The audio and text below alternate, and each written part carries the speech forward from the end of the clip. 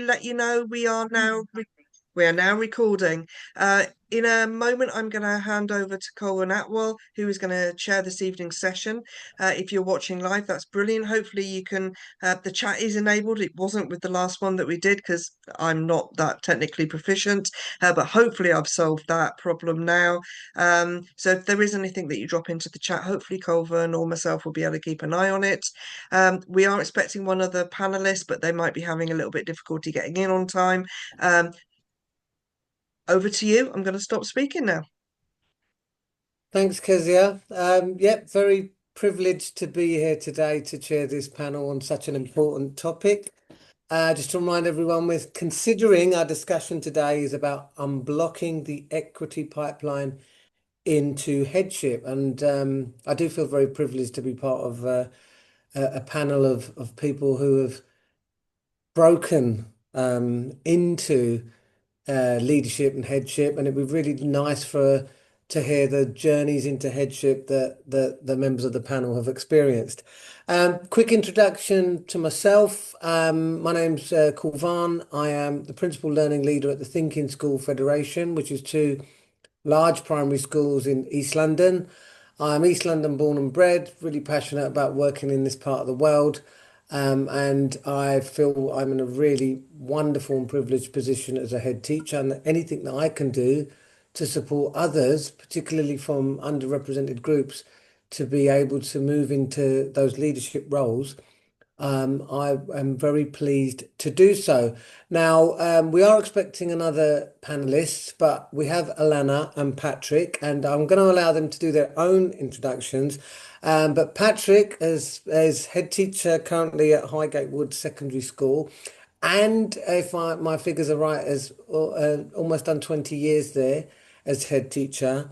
And Allana is a consultant, head teacher, and also co-founder of BayMed, who do some fantastic work in supporting people of colour to go into leadership positions or be successful in schools.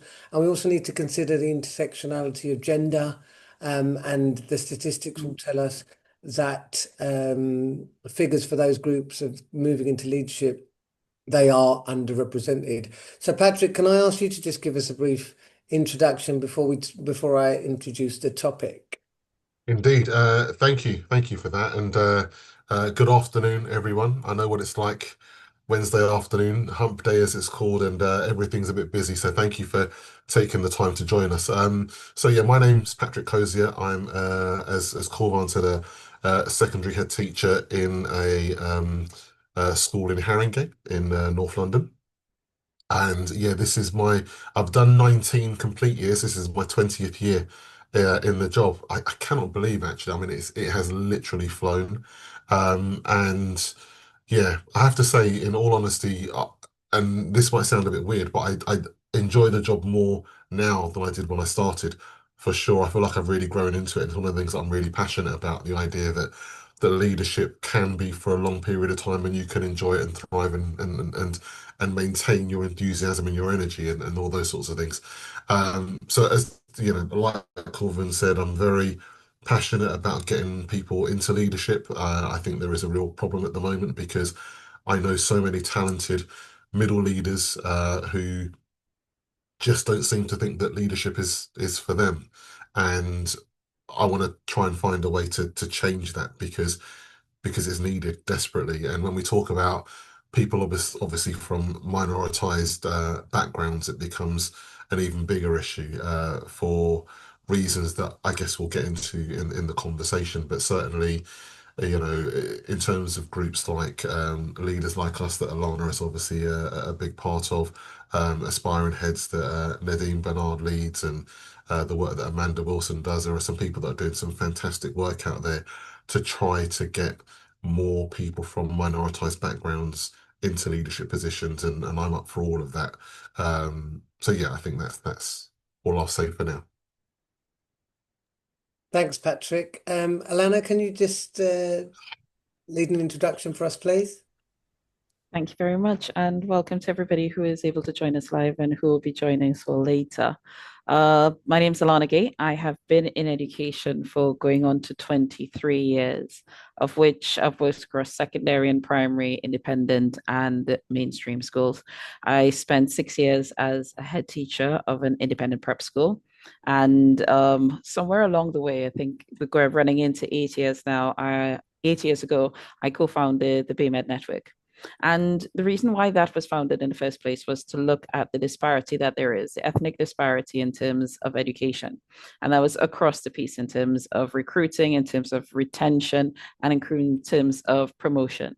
And trying to work on a strategy in order to get more support and more elements of those across so that it becomes a far more equitable space. And when we say equitable, we mean in terms of proportion of students that we have that are coming from diverse backgrounds in terms of understanding racialized backgrounds and ethnic and ethnicities and cultures and all of the different elements that go into that, that allow for a school place to become not just a place of welcome, but a place of belonging for staff, as well as students, as well as parents. So a lot of the work that I've done is around that. Currently leading into some work that I'm doing with the Church of England on their Leaders Like Us program, as well as other external consultancies that are occurring that will support understanding of school culture and how it can develop levels of belonging that will allow us to have this pipeline that will be sustained across the entire time. I'm really passionate about that. And hopefully along the way, I probably could get Patrick to convince me to come back into headship at some point and be inspired into that sphere within itself. Thank you. Well, that would be a good reason for this meeting by itself, Allana. I would love to see you back in school. I'm very pleased to say Evelyn's joining our panel. Evelyn, in terms of what we've just been doing introductions so far before we get into the discussion. So could you give our viewers a brief introduction to your background and why you're so passionate about this area of development? Hi, thank you. I'm just going to be very transparent and say I'm not sure if I'm meant to be a panelist or I should have come on as a guest, but I'm here now and I can stay for a little bit. So what I will say is my name is Evelyn Ford. I was a head teacher until the summer of 2023 when I decided to stand back from headship, and I now do executive leadership and lots of other things in the sector. The reason this conversation and what you'll be talking about is so important, I suppose a lot of it is my own lived experience in terms of my journey to headship and the challenges that I faced, which I don't think need to be there. And I think there's lots of real concrete things that can be done which remove those blockers from people from the global majority becoming deputies and heads. So my own lived experience, and nobody would want to go through what I went through or what some of other colleagues have gone through, but also because representation matters. It matters so deeply for children from the global majority, but also everybody. It's really important for everybody to see, a range of voices, a range of faces, and the different perspectives that we can bring. So that's why I'm so passionate about it, and I will continue to talk about it for as long as I possibly can, but I also write about it. So hey, a cheeky plug for my book, Her Story, a leadership manifesto, is where I did write about the challenges that we face in the sector, but offering tangible, concrete actions that can be taken. And so, I hope that listeners who are dialing in will be able to kind of hear from the panelists just in terms of how we can support them and then concrete things that can be done. So just a heads up, I'm not sure if I can stay for the whole hour, but I'm here for as long as. Oh, brilliant. So Evelyn, what we're going to do is we're going to tap into your expertise while you are here. And I think there's a clear theme coming across. I'm sure I can speak for the rest of the panelists. I would absolutely reiterate the challenges that I've faced as well in terms of, sometimes we're not always as open in sharing the challenges we faced that we got to this position, and people just think that we're in this successful position. The other thing that I want to do is quickly pick up on what Allana said about that pipeline, because the pipeline is blocked. Patrick mentioned middle leaders. It's not just about empowering people to move into those positions. It's also that the aspirations amongst some of our middle leaders, as Patrick suggested, is that perhaps that isn't for me. So, for example, a conversation I had with someone who's now the associate head here was many years ago. What's your aspiration? What do you think you can achieve? And often those from underrepresented groups will say, "Oh, I think I can be a deputy." The reason I think they say that is because they think there's this glass ceiling and there's a limit. But if you can be a deputy, you can be a head, and we do need to champion opportunities. Just a quick overview of what I'd like us to do over the course of the next hour is I do want us to open up in terms of the challenges and barriers that people from underrepresented groups face. But I don't want the whole hour to look at that. I do want to do what Evelyn just said, is offer potential solutions for the listeners in terms of what we can do collectively within the sector to support people to unblock that pipeline into leadership.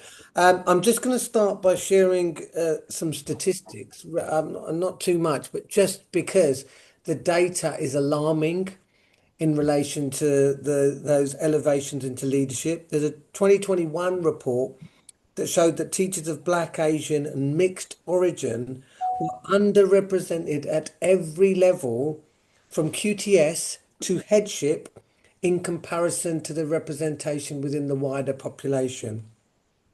Out of 465,000 teachers, 2.4% are from Black backgrounds, and 46% of schools in this country have no racially diverse teachers at all. And I think we're all aware of the disparity of the number of women working in the primary sector and the secondary sector in relation to the similar percentage of primary and secondary female head teachers. So that is what the data is telling us, and it's screaming out to us. So what I'd like us to do, and I think what I'll do is I'll start with Evelyn if I can, just in case she gets whisked away. There was a knock on the door a few moments earlier. Evelyn, talk us through, because sometimes I feel that if I share the challenges I faced, it then makes it easier for those listening to think, well, yeah, it feels like that to me, but they can be overcome. So talk to us about what you think are the potential challenges and barriers, and then we'll get the perspective of Patrick and Allana shortly.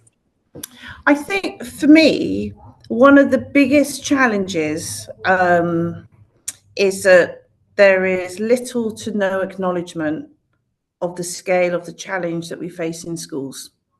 And for me, and I am very open about this, that we need the Department for Education to acknowledge, those figures that you just shared, Kulvarn, those figures are startling, they're unacceptable. And there are stories that sit behind, the 2%, the 3% of us. And those stories are not always comfortable. And so for me, the biggest challenge has got to be for everybody in the sector to share all of this with the Department for Education. And I think that there is something about them being bold, being courageous. When we have reports out about white working class boys, yep, I get that. I totally get that. We have been, sharing statistics and experiences about underrepresentation of leaders, the impact that can have on our young people, but nothing is said. So for me, we're talking about a pipeline, but for me, I just think until we have got the DFE, the people with the powers that be, that can actually come out and say, do you know what, this isn't good enough and we want to work with the sector to do better, then I think our steps to change will be smaller. They won't be leaps, they will be baby steps. So for me, everything else is a challenge, but the biggest challenge for us is to actually get the Department for Education to acknowledge we have a systemic issue in the system which is preventing a global majority middle leaders from becoming senior leaders and senior leaders staying. Yeah, I think I think this issue of acknowledgement is really powerful. And I think that we are in very challenging times, and no one is dismissing white working class underachievement, right? And I mean, obviously we're a small group there and it's recorded, but I did happen to get the ear of the Secretary of State for Education last week, and I just made the point that when we're talking about white working class underachievement, we need to be careful about the language we use, because if we're using the term they've been forgotten, well, who's actually been remembered? What's the implication of that? And it's far more nuanced, and it's more about regional disparities of underachievement across the country. And so that acknowledgement, I don't hear it.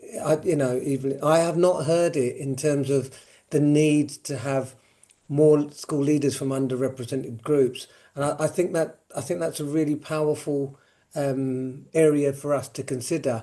Allana, do you want to build on that? Because obviously you've been leading BAMED, which has been working to address this inequity. And I have to be very honest that when I came into Headship, I got a lot of support from groups of people who felt it was their responsibility to support people like me to get into leadership, about, tapping people on the shoulder and giving them the support and access to professional learning opportunities.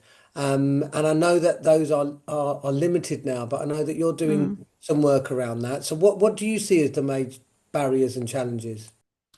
Well, I mean, I'm going to take from a different perspective because I do disagree with Evelyn in the fact that I've never known the DFE to ever be proactive about anything. I've always known them to be reactive.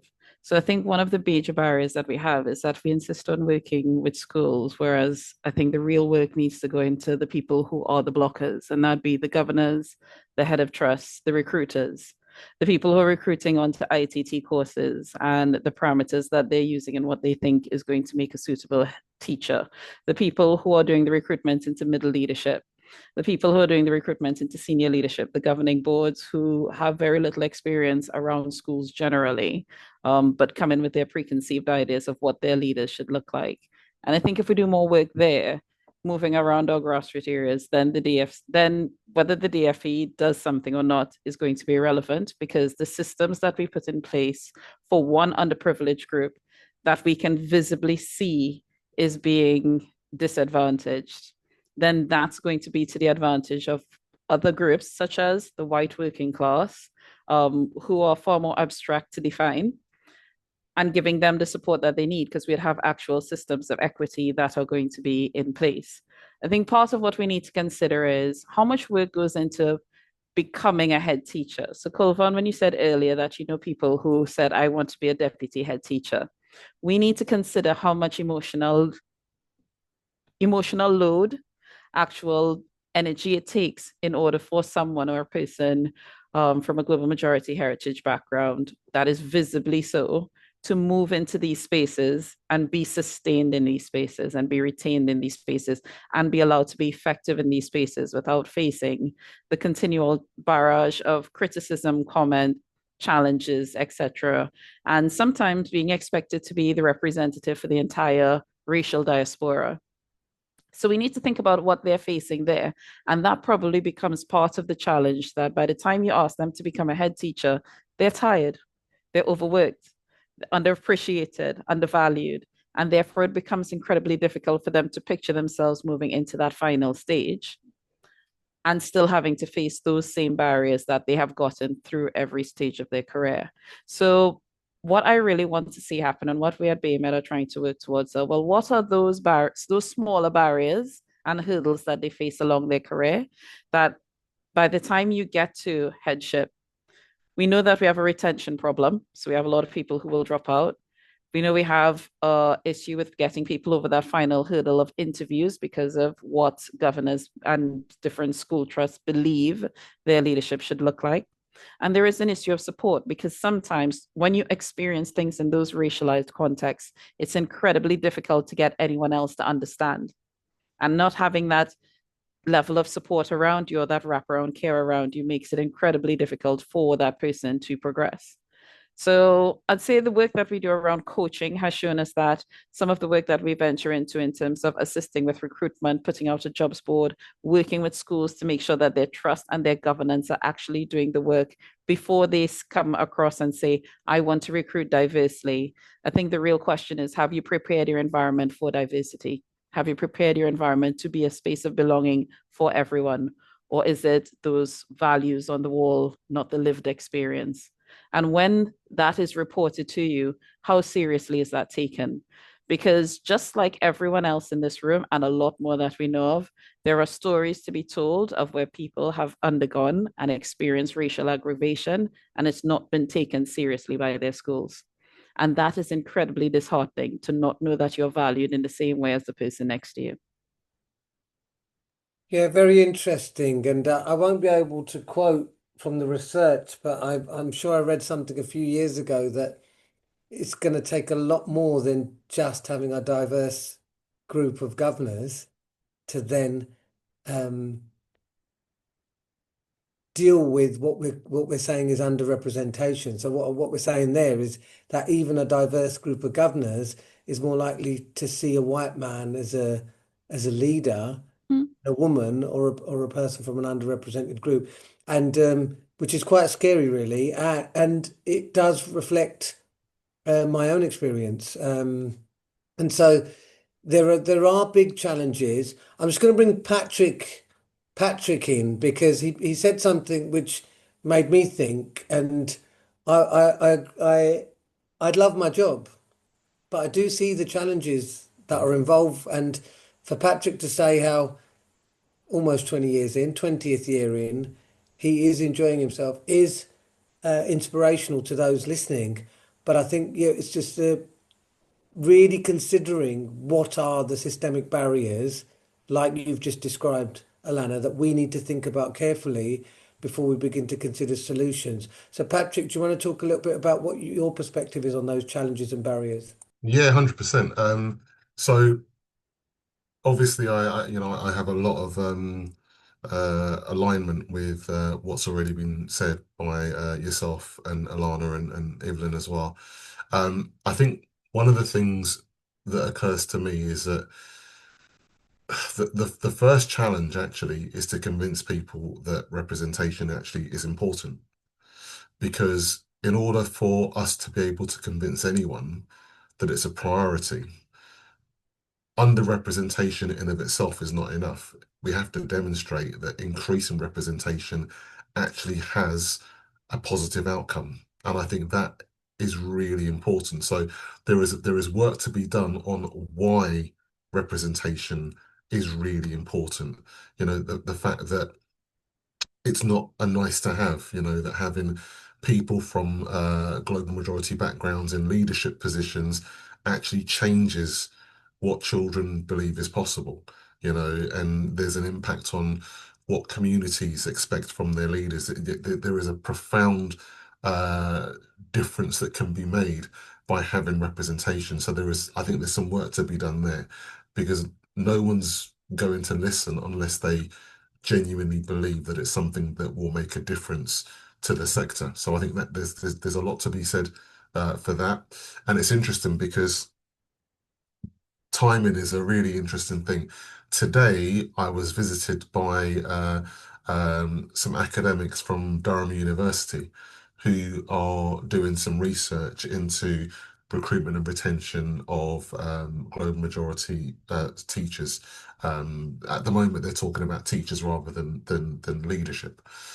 But what they did was they came into the school today. They spoke to me about what our school is doing to recruit and retain teachers from global majority backgrounds, and they spoke to a selection of my staff just to talk about their experiences and all that sort of thing. And I I met with them at the end before rushing home to get home for this, to get some feedback on what they'd learned during the day.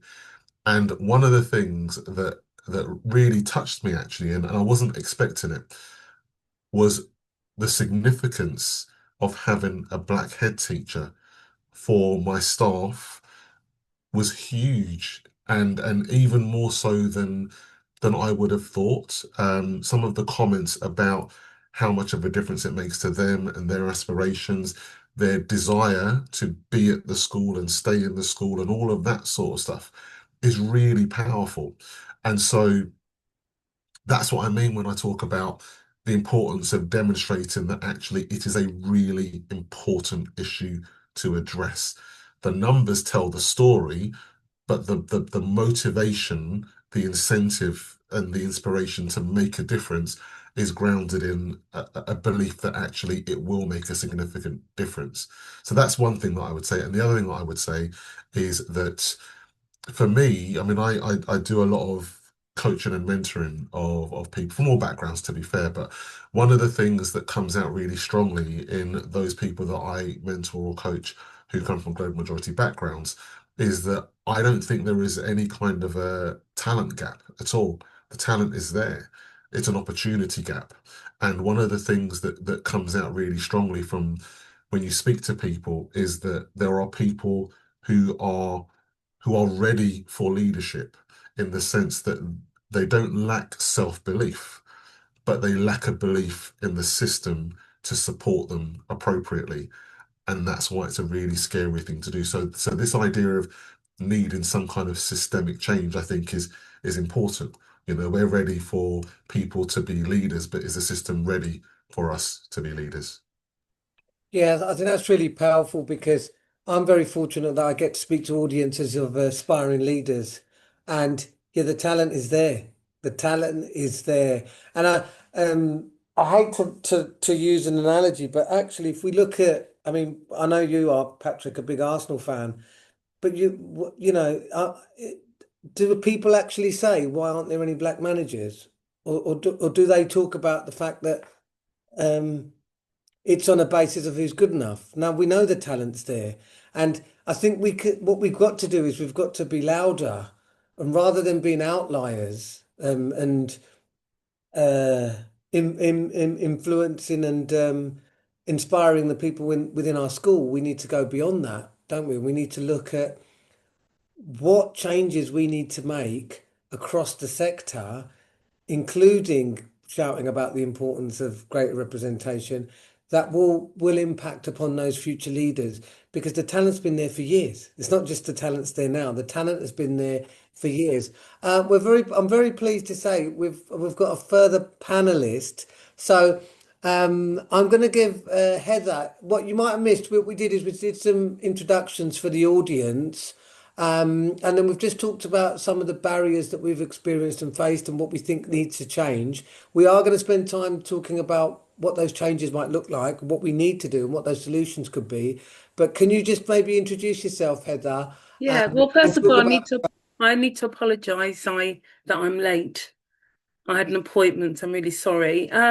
Yeah, I am now in sort of part-time consultancy, but I was practicing teacher for 40 years. I was a senior leader for 27 years. In fact, I think I've done my sums wrong. What am I saying? That 31 years I was senior leader. And it's, it's interesting looking at how things have developed. I don't know what discussions you've had, but certainly when I was in the sort of a twilight of my career, I I felt that there were many things that when I analysed needed to happen. And I did a very small amount of head teacher applications because as a deputy for many, many years. I've written it all down. 27 years I was a deputy, and I I had a very accelerated start to my career, and I think that's quite standard. And after that acceleration, becoming a senior leader meant that I assumed that I'd keep that pace going. But at the time, there were very few like me. It was what we would analyze all the time. So I had become a head of department, head of faculty, head of sixth form, all very quickly. And then I was also simultaneously doing lots of consultancy around issues to do with pastoral on the whole and performance management and sort of staff development. So I was very surprised that I would always get, for only 4 applications, always got to the last round and never got. And the feedback was always the same. And so I realized that issues around whether I would fit, and that was whether I was a female or whether it's because I was black, whether I would fit the culture of the team, culture as in dynamics, not necessarily culture as in ethnicity, but certainly ethnicity. And also class when I analyse, because the teams that I was applying to join and the team I was currently in was on the whole white middle class men. And at the time, I I found myself being bicultural in a way that today we would just be ourselves. But I was one person out of school, another in school. So that's another. So if you like, the first was, would I fit the culture in terms of dynamics? And second, would I fit the culture in terms of ethnicity and culture with a capital C? Would I go to the pub? Would I talk very negatively about faith? And so on. I think we know all the stuff. And then also there was an assumption that I was brilliant at behavior. Of course, I thought I was brilliant at behavior. I love it's like, can you dance? You don't want to say you can't dance, but you don't want that to be your only dynamic. So could I do behavior? Was I great at pastoral? Would I be the person to go and talk to the parents? And that was great. It felt like an absolute honor to do those things, and it was a compliment. But actually, it was pigeonholing me so that I began to accept that stereotype, even though actually my real strengths were very much also teaching and learning. And could I do data? Of course, I could very well. Thank you very much. So, in a way, I think what's happening now, where there's a greater sense of how we view leadership, and leadership is not just viewed like a group of accountants who have a very strict algorithm about how they lead. But leadership now is seen in a much more diverse way. You can have a dynamic that is more accepting about how people behave.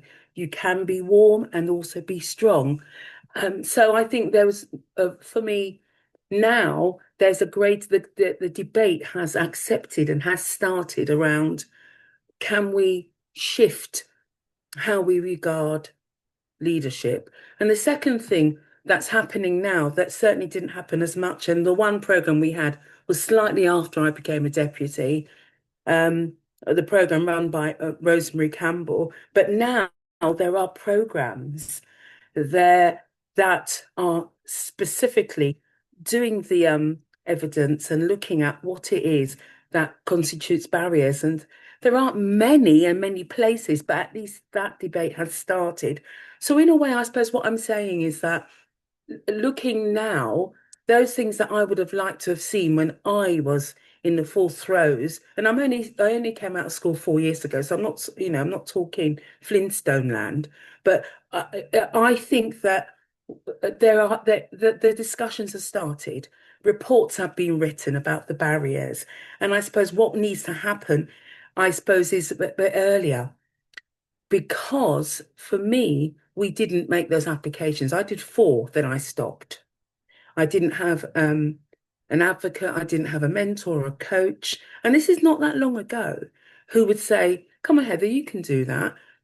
And when I had the opportunity to actually run the school, there was a vicious campaign against me. and it wasn't based on evidence. It was based on those unconscious or very conscious bias.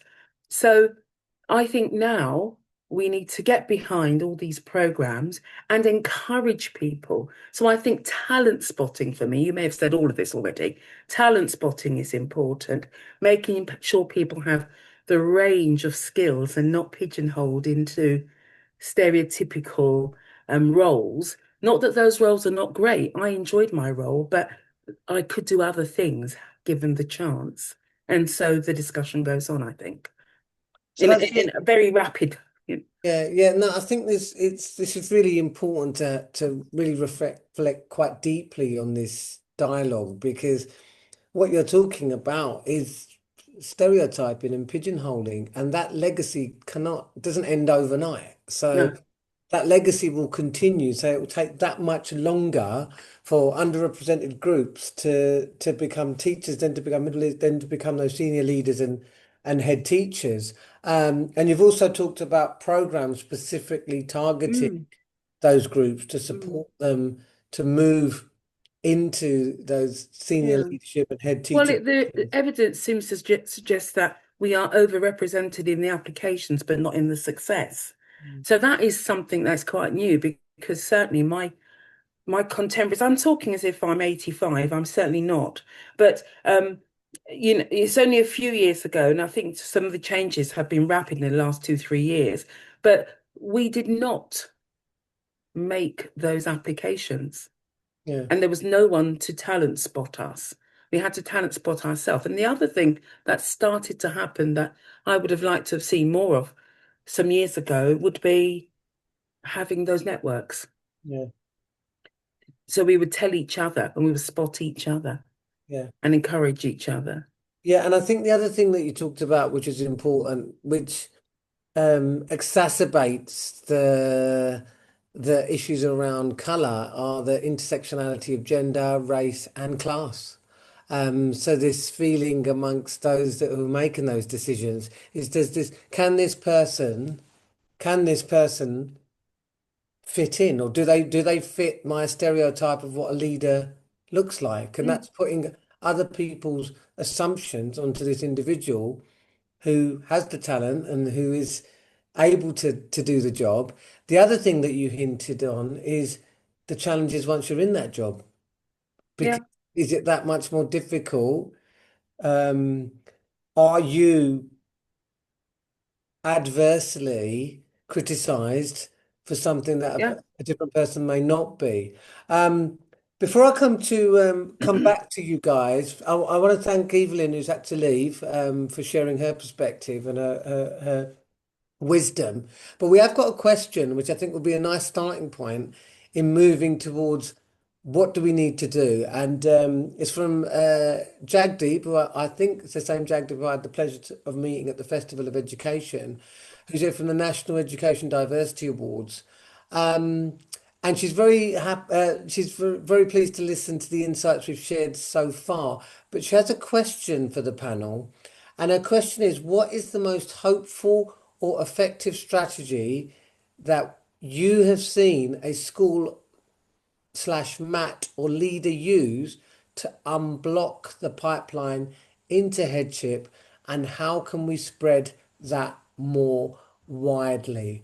Um, Alana, can we come to you first, please, for that? I think I can give two examples. So in one, it is about ensuring that there is a reserve shortlisting. So after they've done the shortlisting, or blind shortlisting, or however it is that they do it, that Matt went back and they looked again at the candidates, but they looked deliberately at the candidates to see whether or not they could find other candidates that were diverse. And even if they didn't have all of the qualities required, if they had 90% of it, still take them to shortlist, because maybe that person can show you something. So taking a chance and not just going with the tick box effect of shortlisting. I think that was one. And the second one was giving really effective feedback.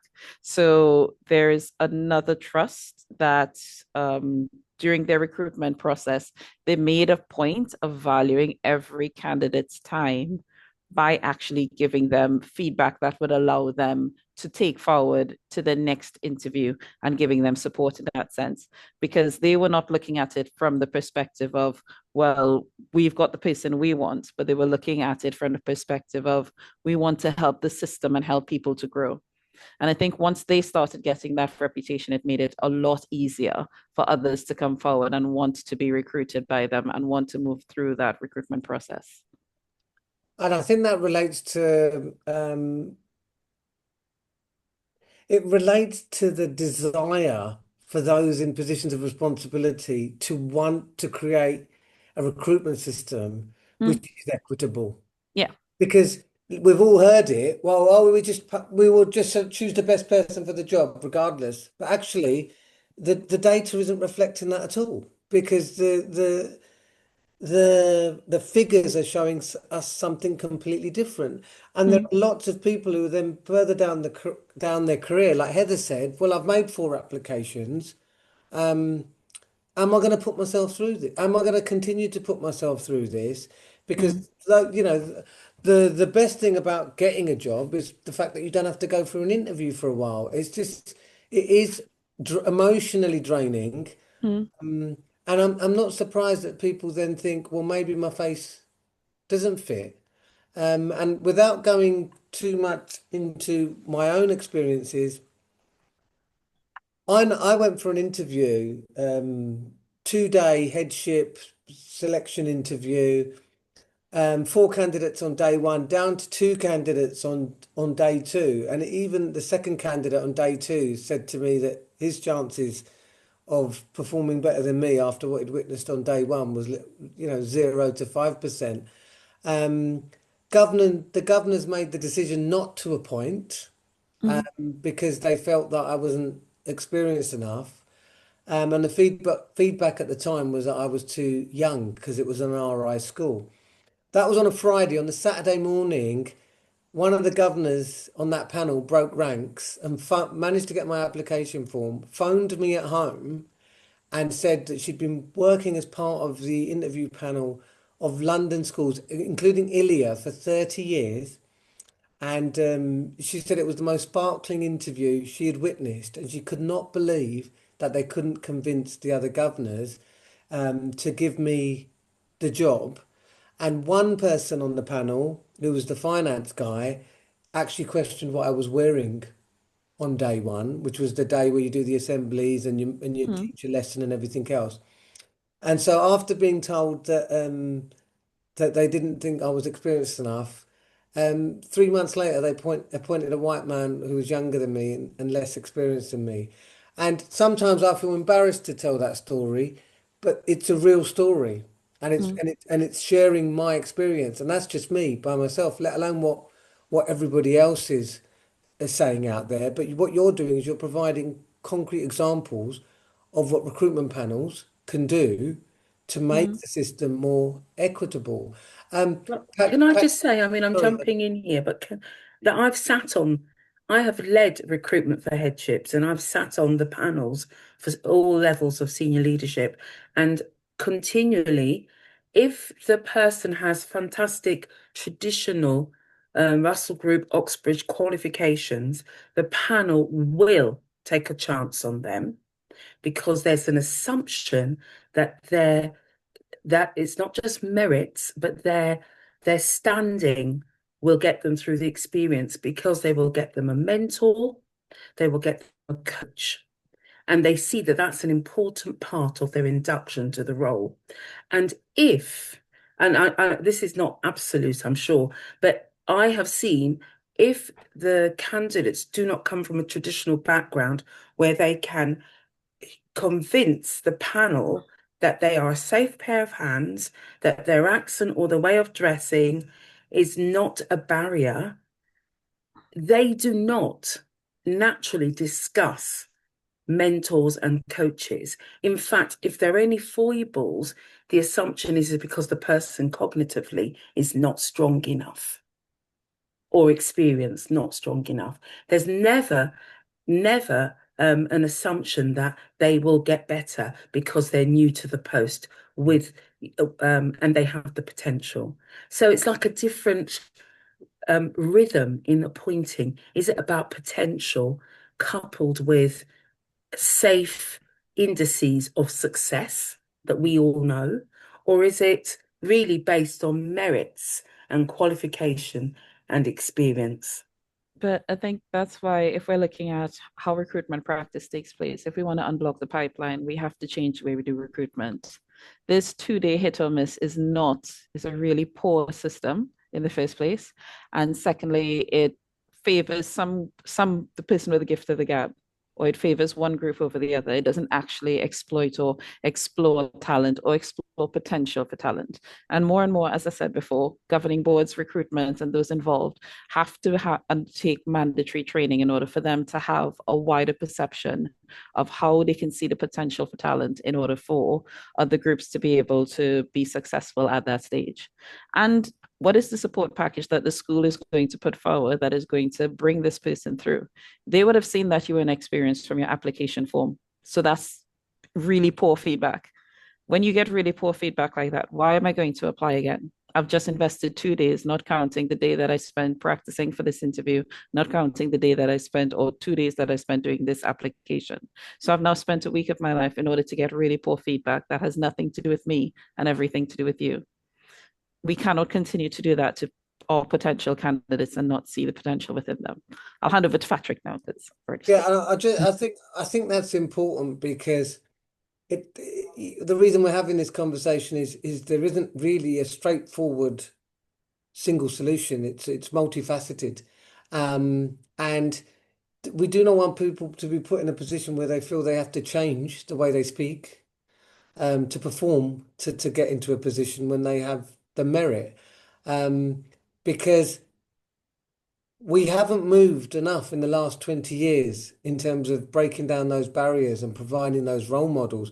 But I think it's very important for people to be able to see that they can be given positions of responsibility, regardless of if they've got a Northeast accent or East London accent, and that they will be considered in terms of their skill set. Patrick, what are you thinking? I mean, relating back to that question about best examples of good practice, I'm not sure that I've seen too many actually, to be fair. But what I really like about the examples that Allana has shared with us is that it's about intentionality, isn't it? It's about making a decision that is something that you want to address. And I think actually that is the most important thing. If you want to address the issue, then you will be resourceful in thinking about ways in which you can do that. So whether it is about, blind applications, or whether it is about, actually checking the ethnicity data and saying, right, I'm gonna, the Rooney rule that they had over in the US in the NFL, you might decide to do something like that, say, for all middle leadership and senior leadership posts, we will always have, at least one candidate or maybe two candidates who are from global majority backgrounds, and you're assuming that you have the applicants to be able to do that. So I think for me it's about the intentionality, which is the most important thing.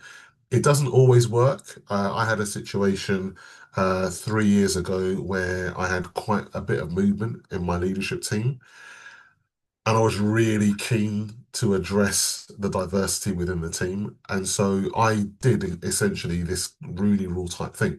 When I went through the applications with my governors, I made a point, and I was very open and explicit about it, of saying, I want to make sure that I shortlist people who maybe their application forms were not quite as good as maybe some of the others, but actually there was enough there to feel like it would be worth seeing them in an interview, to give people a chance to present maybe in a way that was different to the way that they filled in the application.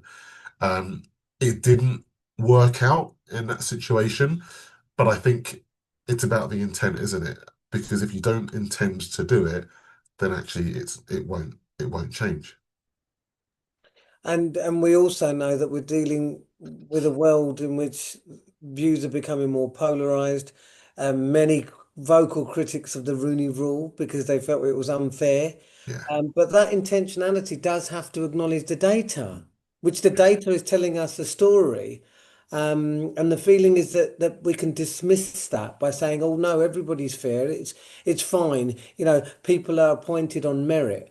I can't believe how far we've managed to get. We've got about 10 minutes left, and I will open it up to encourage anybody who would like to ask another question. And I've got the chat open. But what I think I'll do is, in terms of sort of messages of hope, and perhaps that what those within the sector could do in terms of influencing and lobbying beyond just individual governing boards and the decisions that they make. What would we say if there's one major change that we would like to see happen within the education sector in terms of, and I've been through the data. There's more data. I've got other data, and it's staggering in terms of particularly headship, not just for those from global majority backgrounds. It's also about women. Okay, so the data is there, and it's systemic all the way through. One question has just come through, and I'll share that with you, and then if we can finish off by just sharing some final perspectives. And I think Allana did touch upon this. Why is it not mandatory for governors to be involved in recruitment, especially at leadership level? Shouldn't trusts make this commitment? And what does that training for governors look like? So I'm going to start. Let's go back to Patrick in terms of what do we want to see happen next? What's the big thing we want to see change? Yeah, I mean, I'm going to come back to that thing about intentionality. People have to believe it's worth doing and that it's going to make a difference in order to be able to be motivated to do something about it. The governance thing, I think it's a red herring because ultimately it's there's no reason to believe that the outcomes are going to be any different because governors are involved, unless there is something very specific about the people who are involved in recruitment in trying to address the problem. So I think that the desire to do it is really important. And one of the things that was, is really weird for me because I literally found this out last summer about my own recruitment 19 years ago. Um, I invited my predecessor to come and visit the school and some other colleagues to come and walk around and see the school, how it is today, and see some of the staff who are still there and all that sort of thing. And what she revealed to me, which I didn't know until literally, as I say, summer, was that when I was recruited into the school as a deputy, the governors were very, very clear with her that what they were trying to do was to recruit her successor. And I didn't know any of this. And so what it means is that the governing body of the time saw this black man and thought, actually, he is the right one for us. We'll bring him in, he will be a deputy, he will learn under the head teacher, and eventually we want him to become the head teacher. That's what needs to happen. People who are in positions of influence, whether it's school leaders or whether it's trustees or governors, need to be able to believe in the abilities and the talents of people from underrepresented groups in this scenario. So essentially, we could be doing that talent spotting a long way further down the pipeline, right?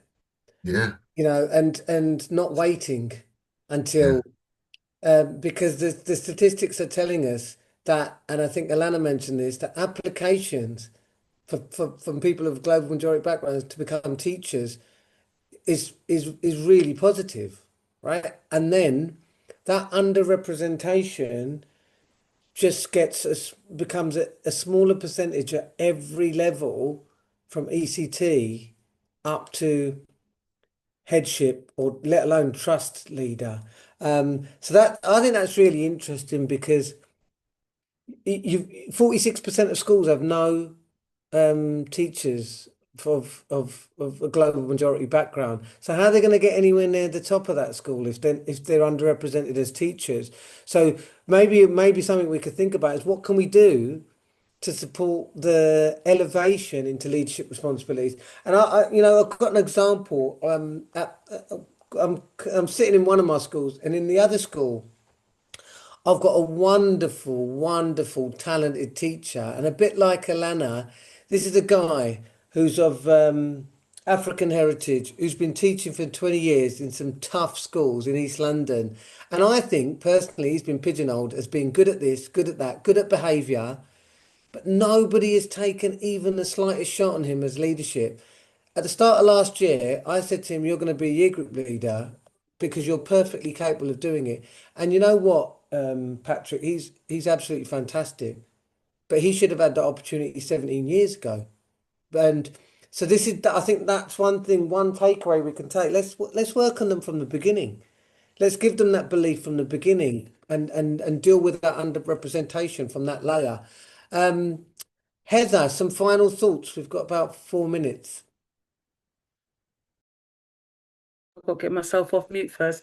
I think, well, actually, it's just building on what everybody else has said, the idea that we talent spot really early. And I think there's a slow burn of cultural change within education. And in a way, we are by definition an anomaly because we believe in excellence. We don't want to dumb down standards. We believe in merits and all that sort of stuff. So in a way, we are advocates of the very system that, in a way, we've been successful within that system eventually. But what I think there still needs to be a wider view and a wider celebration and appreciation of different issues around types of leadership, skills and variables of leadership.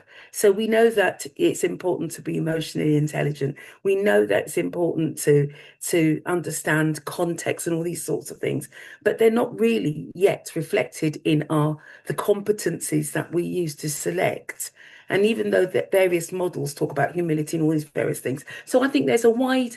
You're talking about that gentleman. You've said he's good for leadership of a year group. In another school, they'll just see him as a dada who's going to be there all the time with the kids. They won't see that that's the kind of person you can have on leadership team who can run a school. So I'm really encouraged by the one example we got from Patrick, because actually that doesn't happen generally. So I think talent spotting. The other thing I wrote down was we've got programs, but they're quite localized. They're in silos, and maybe a national program. Um, when I think of programs like Future Leaders that try to bring into leadership those groups that were underrepresented, then it was hijacked, and it was used by the group that already had the authority and power and so forth. So I think programs, I think talent spotting, they're kind of the same thing. Definitely Allana with the recruitment and the training of people who are on recruitment panels in issues of inclusion and so forth, to dig a bit deeper on how they appoint. Yeah, they've all been said really. Those are my key things. And of course, keeping the networks going. That's for us. But for the system, I think it is affirmative action, as they said in America. And we need to do it in a way that I think in the current political context, it's going to be damn hard. Yeah, It's going to be damn hard to do it. Yeah, good point. Thanks, Heather. Examples of people who've elevated to that position despite the challenges is worth thinking about. You know, it's interesting for Patrick to hear that now. And it isn't the norm. That it's even tougher in this current climate. Allana, if I restrict you to about 60 seconds, I'm really sorry, but this hour has absolutely flown by. I thought we could continue this conversation right throughout the evening. But just to finish off, 60 seconds from you, Allana.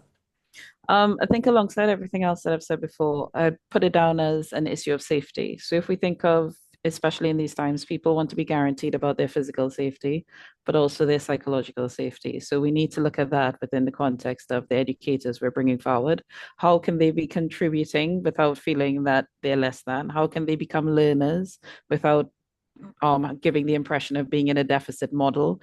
How can they feel that sense of inclusion and feel like they're included in a space and know that they're being valued for it, and it not be something that they have to beg for or ask for, but something that is just tantamount to the culture of the schools and the education system we build.